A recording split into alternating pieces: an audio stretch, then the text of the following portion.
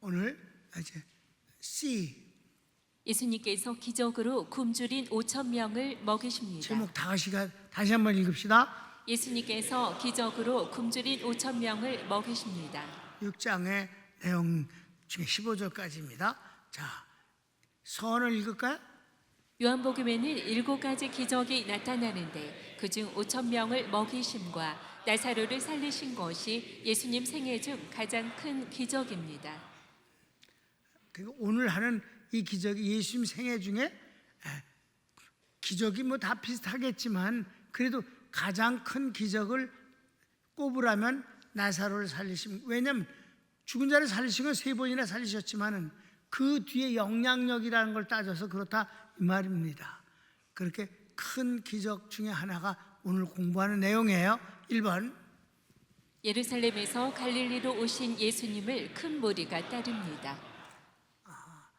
5장에서는 예루살렘에서 있었던 것이 이제 갈릴리로 오셨는데, 자, 그래서 큰 무리가 주님을 따른 건 이때 이미 예수님은 다 알려져 있어요. 특별히 예수님은 가버나움을 중심으로 해서 일하셨기 때문에 갈릴리에 오시면 막 고향과 같은 거예요.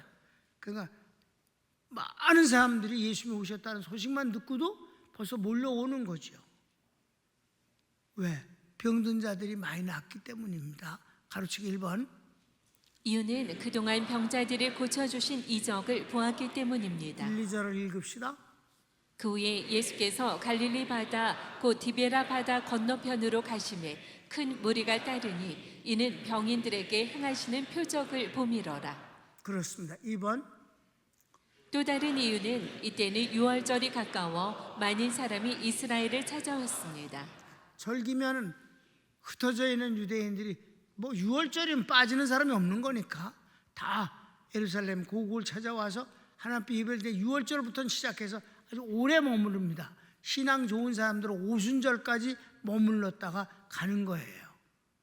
그러니까 뭐 2달 가까이 머물면서 예수님의 소식을 들으니까 궁금해서도 오는 거고 구경 삼아서도 오는 거고 아파서도 오는 거고 하여튼 무리가 왔어요. 마침 유대인의 명절이 유월절이 가까운지라. 그 다음 예수께서 제자들과 함께 많은 무리 중에 앉으십니다.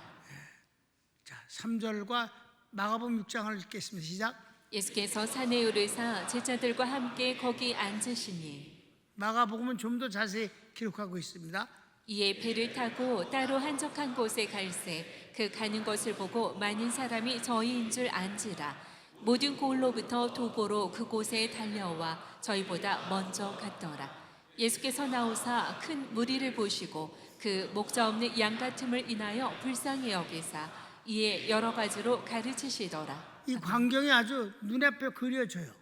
사실 배 타고 갔다는 것은 갈릴리 호수를 뜻하는 거거든. 갈릴리 호수를 배 타고 가면 질러가는 길이에요. 빨리 질러가는 길이라. 왜? 돌아가야 되니까. 그렇잖아요, 여러분. 그러니까 배를 타고 간다.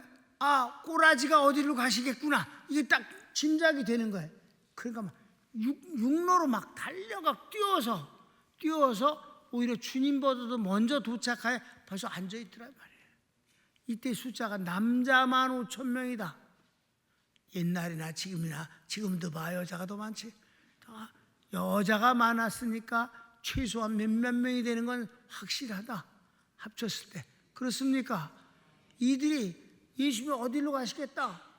배를 타고 딱 방향을 딱 잡았으니까 빨리 뛰어가자. 그래서 호수를 둘러서 달려가서 미리 가서 앉아 있었다.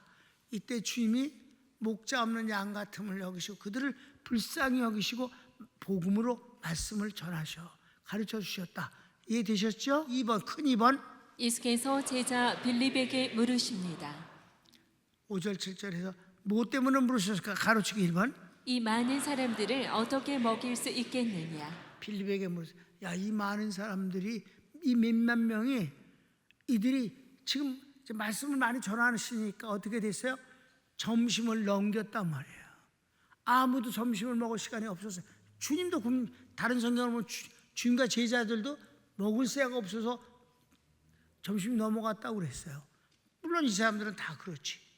점심이 넣은 지가 한참 됐어요. 그랬을 때 주님이 야, 이들 어떻게 먹여야 되겠는데 어떻게 먹으면 좋겠니? 성경을 읽읍시다. 예수께서 눈을 들어 큰 무리가 자기에게로 오는 것을 보시고 빌립에게 이르시되 우리가 어디서 떡을 사서 이 사람들로 먹게 하겠느냐 하시니. 그랬어요. 그랬더니 그 다음 이 질문은 빌립을 하시고 시험코자 하신 것입니다. 저희들의 믿음을 시험코자 하신 거예요. 물어보신 거예요. 성경을 봅시다. 이렇게 말씀하심은 친히 어떻게 하실 것을 아시고 빌립을 시험코자 하십니다. 그 뒤 빌립이 대답합니다. 200데나리온도 부족할 것입니다. 숫자를 보니까 200데나리온 갖고도 안 되겠는데요. 이렇게 있어요. 한 데나리온은 그때 당시 노동자들이 하루 일해서 받는 품값이 오랫동안 한 데나리온이었어요. 그러니까 한 데나리온이면 우리나라 같으면 15만 원 정도 한다고 칩시다. 일당 노동자의 값이 15만 원에 200데나리온이니까 얼마나 많아요, 그죠?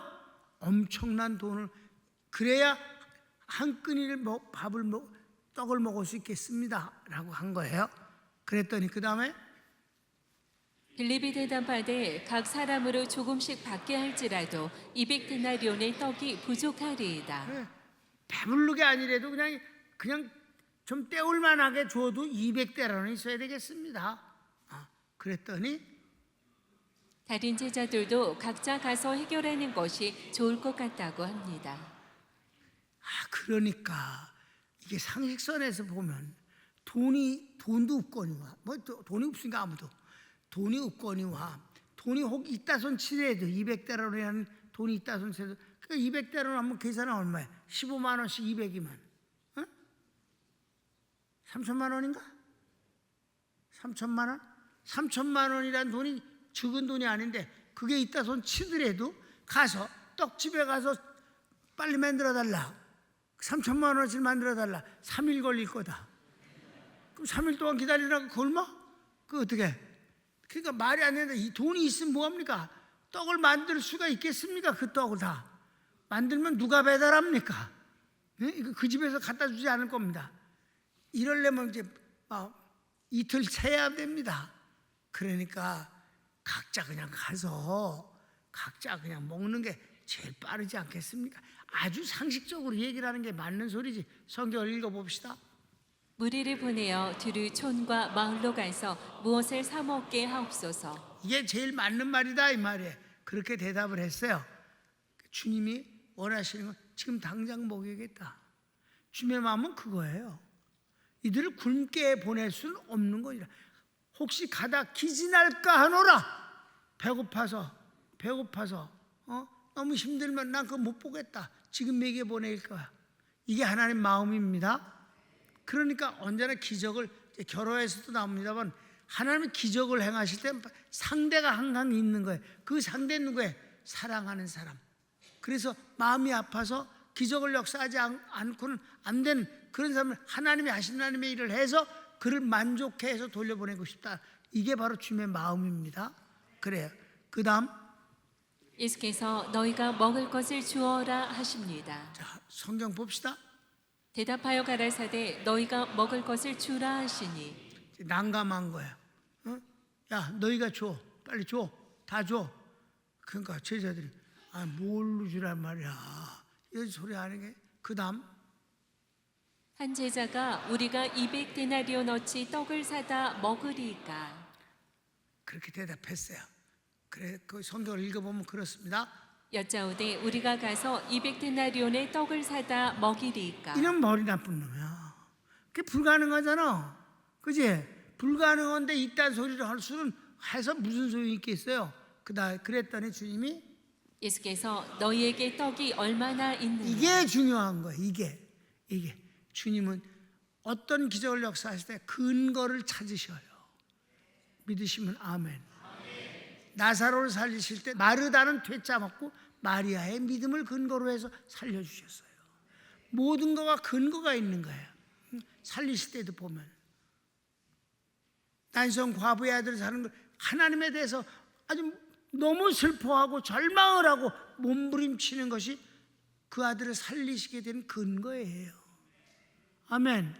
그러니까 백부장의 믿음, 백부장이 그 철저한 군인으로서의 믿음을 인하여 그 하인을 고쳐주시는 거예요.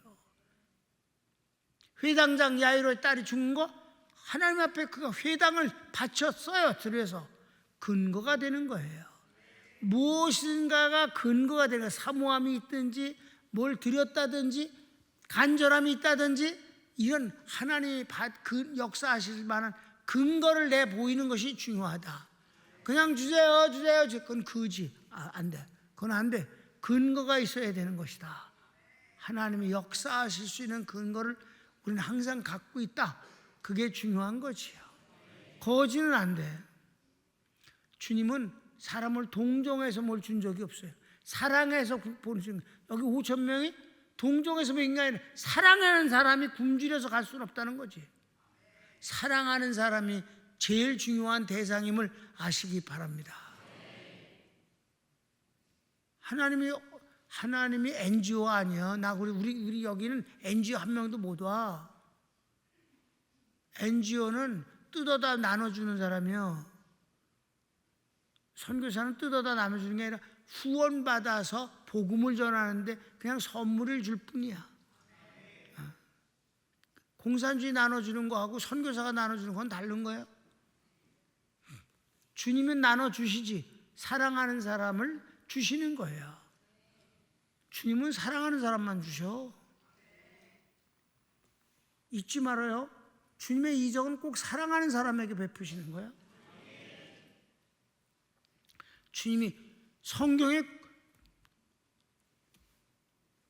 공평, 평등, 성경에 평등이라는 단어가 한 번도 안 나와. 평등하게 한다? 아니, 하나님은 각자에게 주시는 거예요. 어떤 사람은 5달란트, 어떤 사람은 1달란트, 어떤 사람은 2달란트. 믿습니까? 각자 다 다르게 응답하시는 거예요. 사랑하는 사람을 주신다. 자, 그 다음 이르시되 너희에게 떡 몇 개가 있느냐 가서 보라 하시니. 이게 중요한 거예요. 근거를 찾으시는 거예요. 주님이 역사하실 수 있는 어떤 근거, 그거를 원하시는 거예요. 그랬더니 베드로의 형제 안드레가 한 아이가 보리떡 5개와 생선 2마리를 갖고 있습니다. 그러나 이것이 무슨 도움이 되겠습니까? 그래, 이까짓 거 갖고 이스라엘을 어떻게 먹이겠습니까만 주님, 우리가 갖고 있는 건 이것입니다 라고 주님 손에 넘겨드린 것이 기적을 역사할 수 있는 근거가 된 것이다. 우리는 다 부족해요. 택도 없어요. 그래도 주님께 드려지면 주님의 손에서는 우리가 갖고 있는 것과 주님 손에 있을 땐 얘기가 달라지는 거지. 그건 기적을 역사하는 씨앗이 되는 것입니다.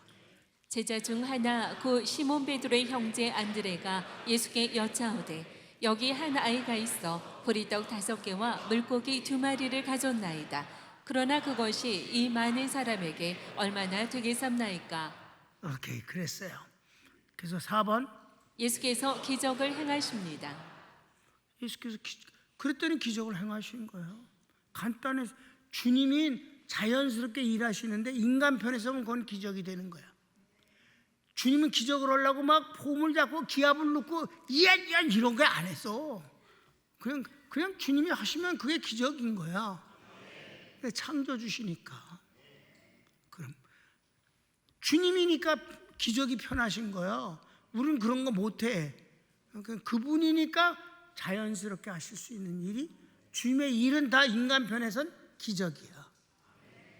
근데 그 기적을 행하시는 주님과 친하게 지낸다. 이건 보통 수지 많은 일이 아니지. 그냥 같이만 있어도 풍성해. 그래서 1번 먼저 질서 있게 앉게 하십니다. 그래서 5,000명임을 알게 됩니다. 주님은 기적을 역사하시되 막 마술을 행하듯이 막 너도 먹고 떨어져 너도 먹고 이게 아니라 50명씩 100명씩 질서 있게 앉으라고. 그래서 5,000명인 줄 알게 된 거예요. 그것도 남자만. 성경을 읽을까요? 예수께서 가라사대 이 사람들로 앉게 하라 하신데 그곳에 잔디가 많은지라 사람들이 앉으니 수요가 5,000쯤 되더라. 네, 그래서 알게 된 거예요. 쫙 줄을 맞춰서 앉게 하셨단 말이에요. 거기가 어디야? 방도 아니잖아. 그냥 잔디밭이었어요. 그래도 질서 있게 앉게 하셔요. 주민 낭중에는 어떻게 했어요? 거기가 방도 아닌데 떡을 먹다 보면 부스러기 있잖아. 부스러기 다 주워라. 다 깨끗하게 쓰레기가 되지 않도록 다 12광주리의 부스러기에 모였더라. 하나님은 이러신 분이에요. 질서의 하나님이십니다. 무한한 능력의 하나님이 가장 작은 질서를 버리지 않으시는 분이시다. 교회는 그래야 돼. 성도도 그래야 되는 것입니다. 그래서 2번, 예수께서 떡을 가지시고 축복하십니다. 예수님께서 떡을 가지고 이제 축복을 하신단 말이에요. 그렇지? 떡을 가지고 축복하시는데 그 성경을 읽읍시다. 11절. 예수께서 떡을 가져 축사하신 후에 앉은 자들에게 나눠주시고 고기도 그렇게 저희의 원대로 주시다. 여기서 재미있는 단어 하나를 여러분에게 제가 설명을 할게요. 참고로 여기서 축복이란 단어가 나오잖아. 떡을 가지고 축복하셨더니 이게 5천 명이 먹게 만들어져 버렸어. 그 축복이란 단어, 유르게오라는 이 단어가, 헬라어가 성경에 많은 단어가 나오는데 모자름도 없는데도 불구하고 단어 하나를 가지고 세 군데서 쓰고 있어요. 꼭 그것만은 아니지만 가장 많이 쓰이는 게 그렇습니다. 유르게오라는 이 단어는 먼저 축복이라는 의미에서 쓰이고 있습니다. 지금 여기서 축복했다고 그래서 아멘. 그 다음에 감사라는 단어에 이 단어를 쓰고 있어요. 축복과 감사는 개념이 달라. 근데도 한 단어를 쓴다 이 말이에요. 언제 썼을까? 두 가지 기적, 특별한 기적 두 가지가 있다 그랬지? 하나는 뭐라 그랬어요? 나사로 살리심. 그때 뭐라 했어요? 아버지여 나의 기도를 언제나 들으심을 감사하나이다. 같은 단어다. 성경에 헬라어에서는 감사와 축복을 같이 쓰고 계시다. 또 한 단어가 있으니 그것도 또 놀라운 일이에요. 헌금이란 단어가 똑같이 유로게오예요. 아셨습니까?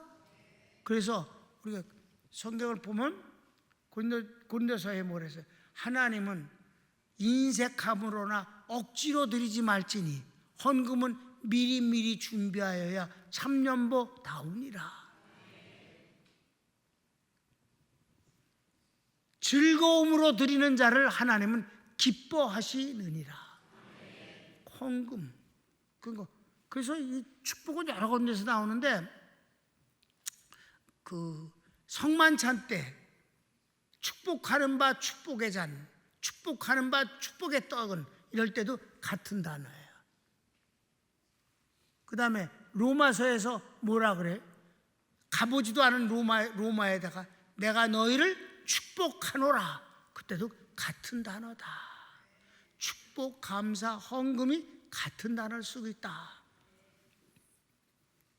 복음적인 면에서 귀한 일 아니에요? 하나야 하나. 내 평생 헌금 많이 드려라 그런 말 단 한 번도 설교한 적이 없어요. 하나님께 강탈하듯이 뺏어서 드리고 싶은 생각이 추워도 없고 이런저런 세상적인 감동을 주고 눈물 나는 예화를 들여갖고 그리고 주물럭거려갖고 뽐아낼 생각도 없어. 그냥 이렇게 복음이 있는 대로 전할 뿐이야. 아멘. 그냥 그거를 담백하게 하나님은 그러신 분이니까 성경이 그렇게 하고 계시니까 그렇게 전한다 이 말이에요. 그래도 이런 말 듣고 평안교인들은 잘 드려. 아주 믿으니까 잘 드려. 지금 그게 헌금 설교 아니세요? 몰라 나도 잘 씹어. 3번 가르치고 3번. 사람들이 배불리 먹고 남은 떡 조각을 거두고 버리는 것이 없게 하십니다. 남은 것이 12바구니가 됩니다. 12절 13절 읽읍시다. 저희가 배부른 후에 예수께서 제자들에게 이르시되 남은 조각을 거두고 버리는 것이 없게 하라 하시므로 이에 거두니 보리떡 5개로 먹고 남은 조각이 12바구니에 찼더라. 할렐루야지 뭐. 그지?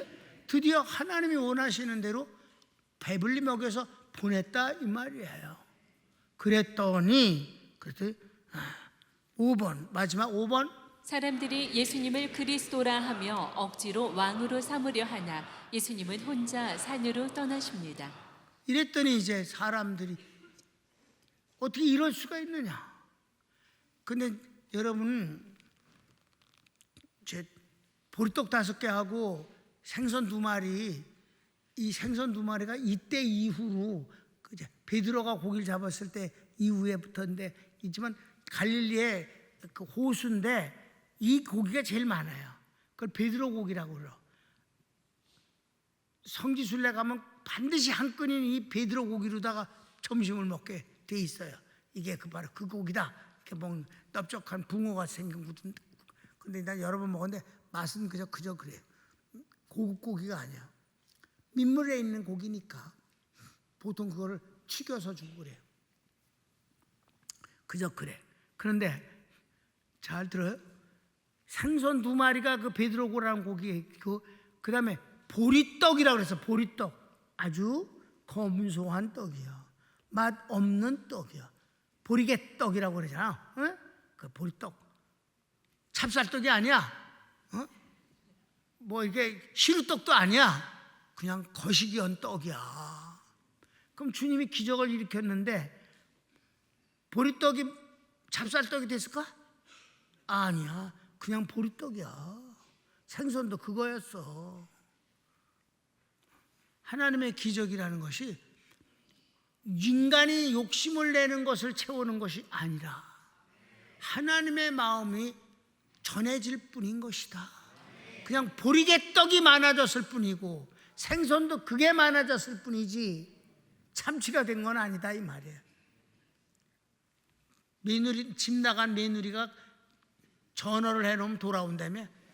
하여튼 인간들이 만들어도 이상하게 만들어. 전어도 아니었다 이 말이야. 그냥 그거였다. 하나님은 인간의 욕심을 따라서 채워주는 분이 아니라 그냥 하나님이 하실 일을 하는 것뿐이다. 그래서 하나님의 기적에 인간의 욕심을 끼워넣지 말라. 하나님이 주신 자체가 기적이다.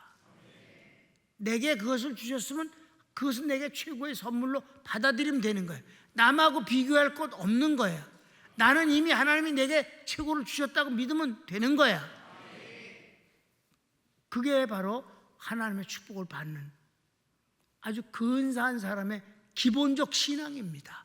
남하고 비교하지 말라. 하나님 내게 주시는 건 내겐 그것이 최고다라고 여기면 되는 거예요.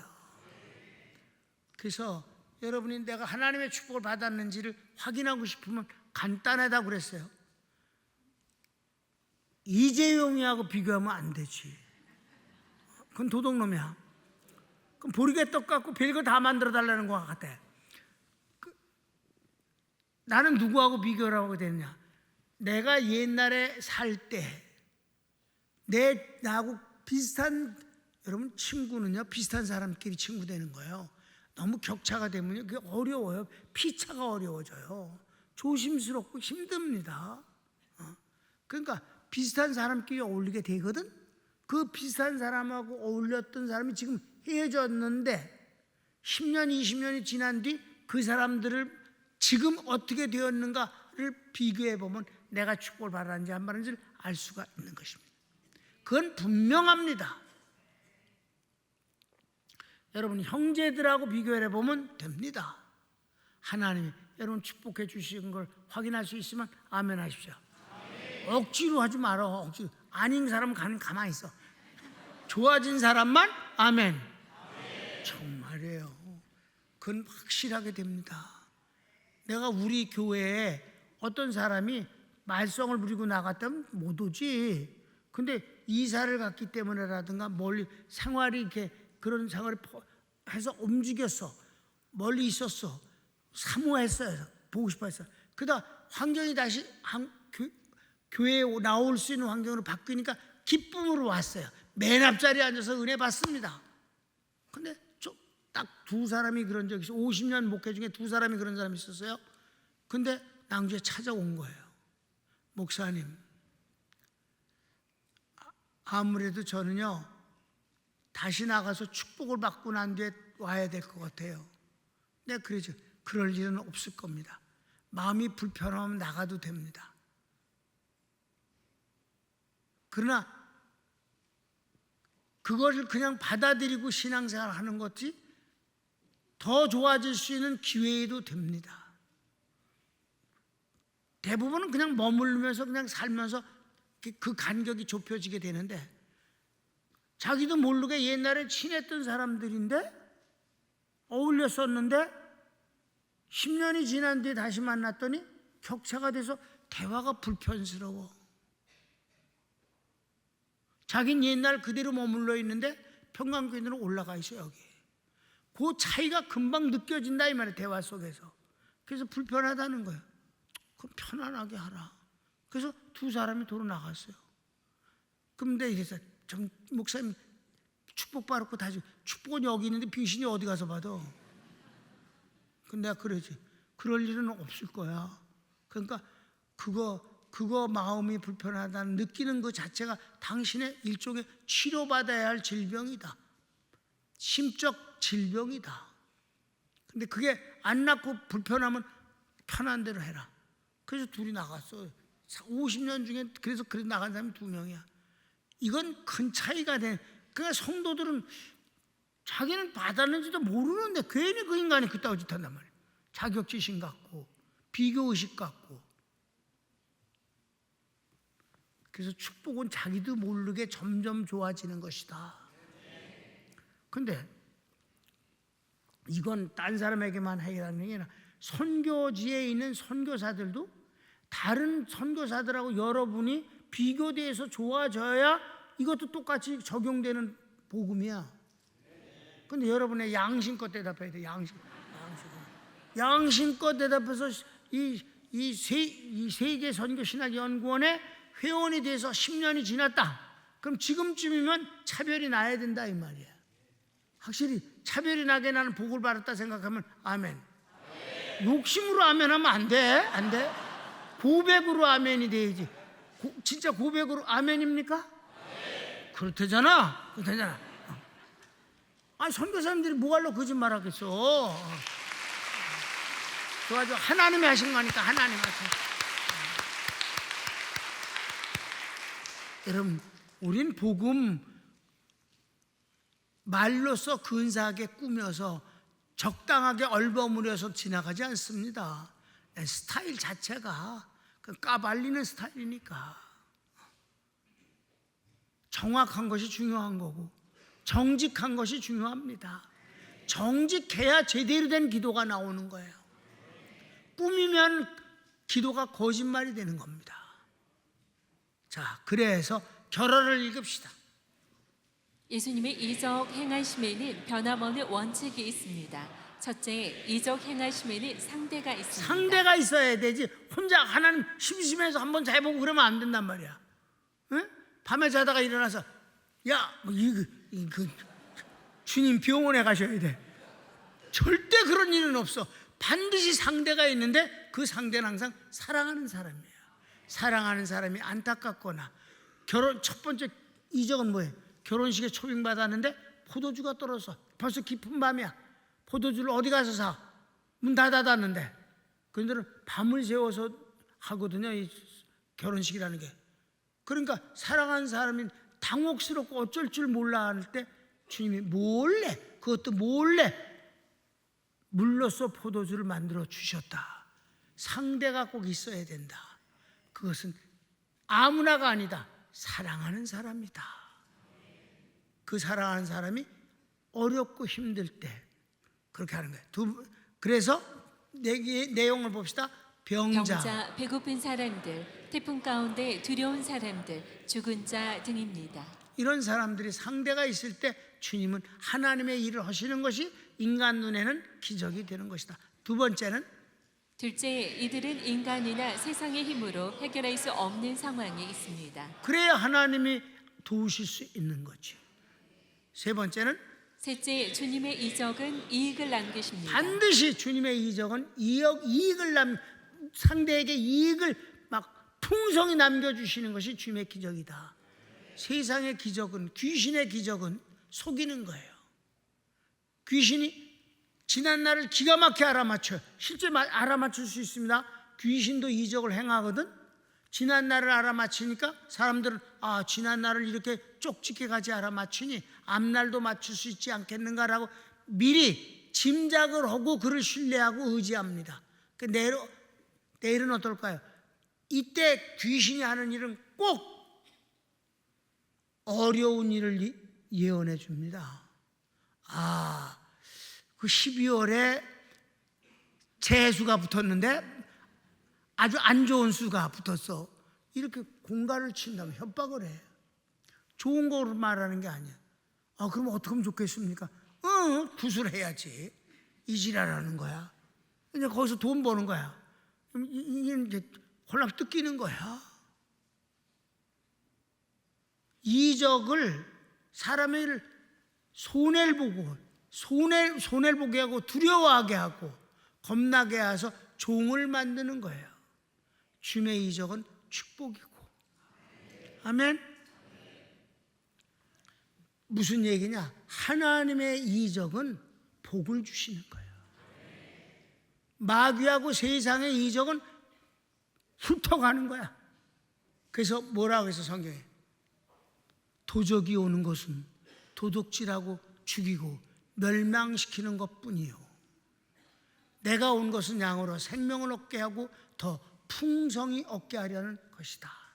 하나님의 이적은 아주 자연스럽고 아주 불편하지 않게 축복이 된다.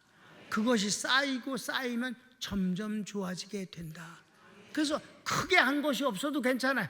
주님하고 함께만 있으면 10년이 지나고 20년이 지나면 더 좋아질 뿐만 아니라 나보다 더 좋아지는 것이 자식이다. 예수 믿는 사람들은 나 어렸을 땐 잘했다 그런 거짓말 하지 말어. 절대 그런 거짓말 하라. 그 어렸을 때 그걸 다 뒤져보면 다 지금 자식보다 훨씬 못했어. 선교사님들도 자신이 나 어렸을 때 안 그랬는데 너는 왜 그러면 그 다 새빨간 거짓말이야. 여러분 자식들이 여러분도 다 괜찮아.